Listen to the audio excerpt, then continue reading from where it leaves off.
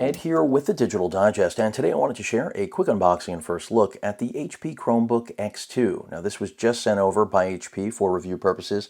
It is a brand new Chrome OS-based tablet, 11-inch 3x2 aspect ratio tablet, 2K display, powered by a Qualcomm Snapdragon 7C 8-core CPU. We've got Adreno GPU on board, the 618 to be specific, and the 11-inch 3x2 aspect ratio, as I mentioned, a little over 2K resolution. Total res, to be exact, is 2160 by 1440. It's a 400 nit IPS panel, 100% sRGB, really nice form factor. There is an included pen here, which you'll see in a moment. And this is aimed directly at students, which I think it's going to be popular with. See if I can cleanly open this up, but it doesn't look like I can, so it's going to go how it goes here. And the whole idea here is to have an always-on solution that you can use for pretty much anything. And I think that's exactly what it's going to deliver. So let's take a look as I, like a barbarian, remove the paper. And you can see the back, solid fit and finish. We have a rear 8-megapixel camera, and I believe a front camera with a 5-megapixel rating right there at the top center. Front-firing stereo speakers, dual microphone array, the power button right there. I'm going to hit it. We'll see if it powers on. I'm not sure that it has a charge, but most things these days do.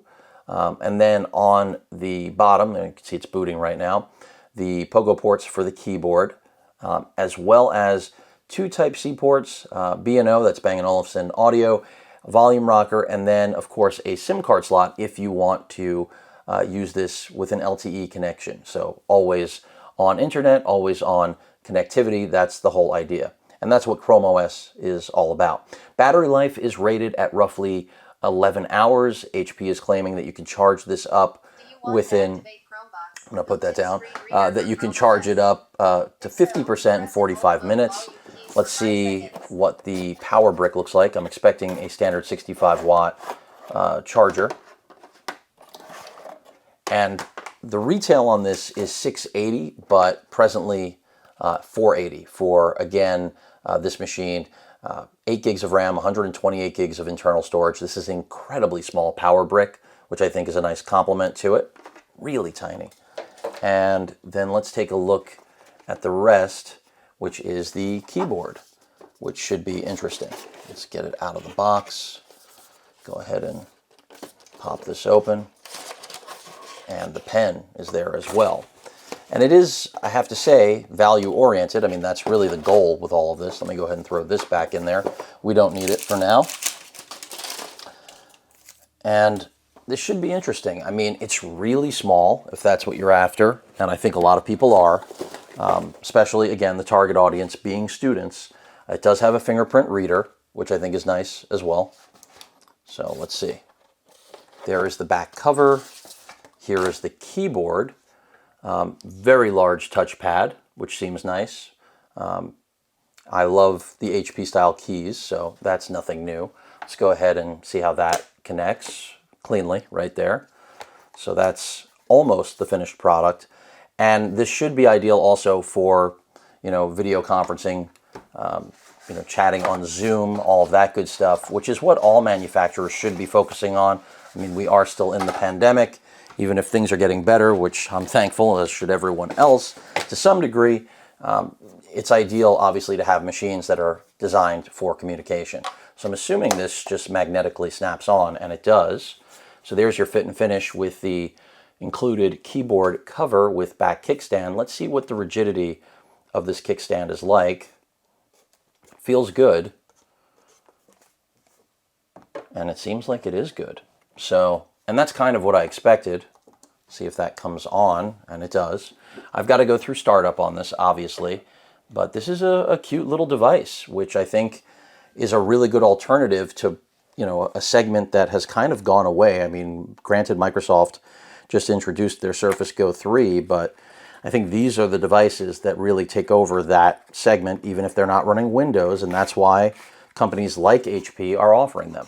So this is also unique in that this is a wireless pen, of course, but that charges wirelessly.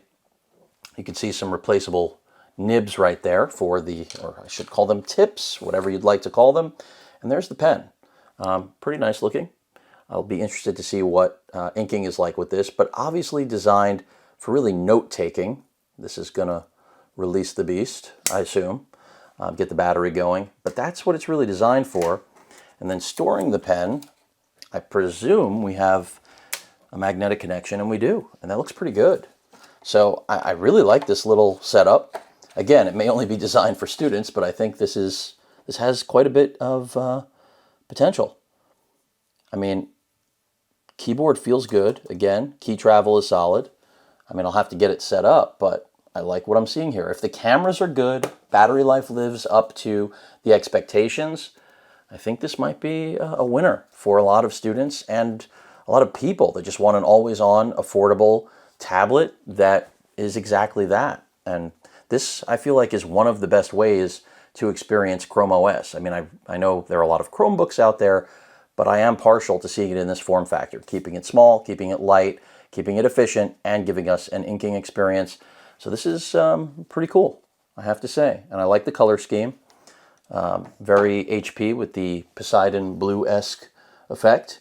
Other things to know, that was not a 65-watt charger, by the way. That's why it was so tiny. It was a 45-watt charger. And we do have a micro SD card reader. So in that spot that I said was for the LTE connection, we also have a bay there. It's part of the bay for a micro SD card for storage expansion or just reading the files. Of course, you will need something to open it, which I presume was in the other compartment. Total weight on this, with the kickstand and cover, you're looking at 1.23 pounds. Without them, a little over a pound. And yeah, it just seems like a really attractive little machine. So I'm interested to see if we really get that 11 hours. I have a feeling we're going to get close, hopefully. And I'll put it through its paces. Any questions or comments, please feel free to post them. Hit that like button. And as usual, please feel free to subscribe. And please stay safe. Later.